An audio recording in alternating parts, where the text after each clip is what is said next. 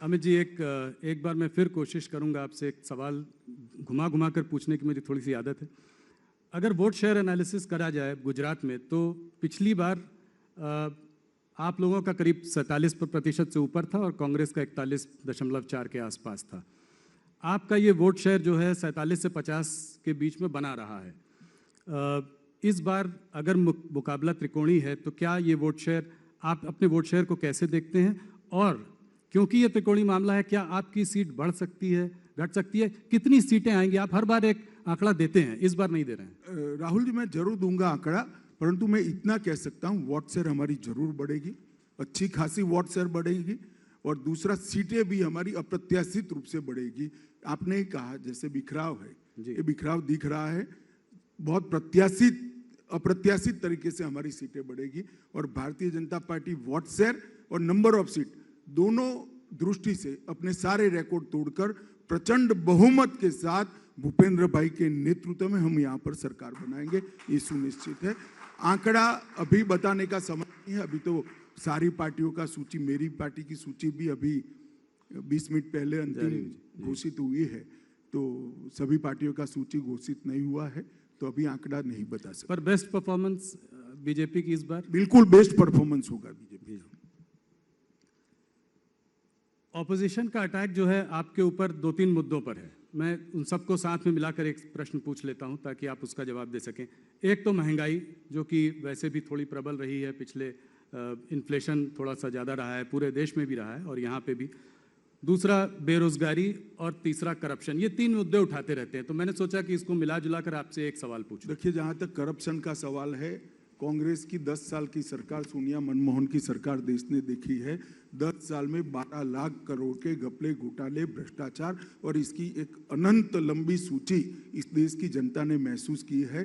कांग्रेस में घोटाले गिनना मुश्किल था, हमारे शासन में घोटाले ढूंढना मुश्किल है।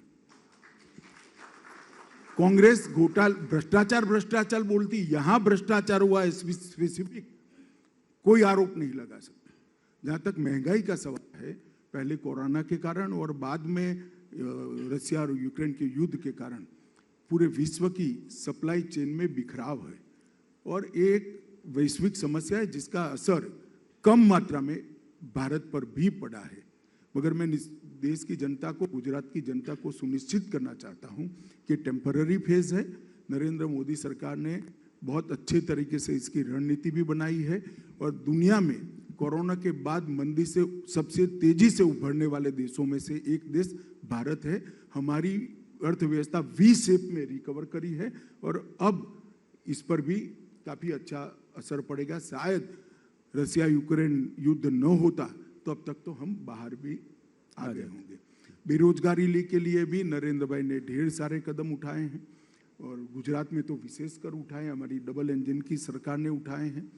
और अभी मोदी जी हर महीने 75,000 से 1.25 लाख तक युवाओं को केंद्र सरकार की रोजगारी 10 माह तक कंटिन्यूस दे रहे हैं, तो ये बहुत बड़ा एक ड्राइव है जी।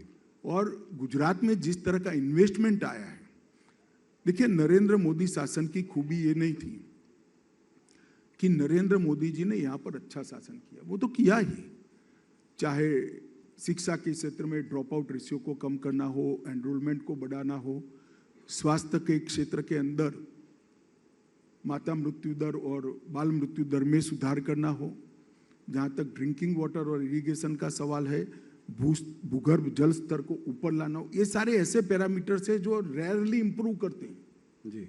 माता मृत्यु दर, बाल मृत्यु दर इंप्रूव नहीं करता है, ड्रॉप आउट रेशियो और एनरोलमेंट इंप्रूव नहीं करता, इसके लिए कड़ी मेहनत करनी पड़ती है। भूगर्भ जल स्तर ऊपर नहीं आता है, कृषि का विकास दर 10 साल तक 10% से ज्यादा रखना,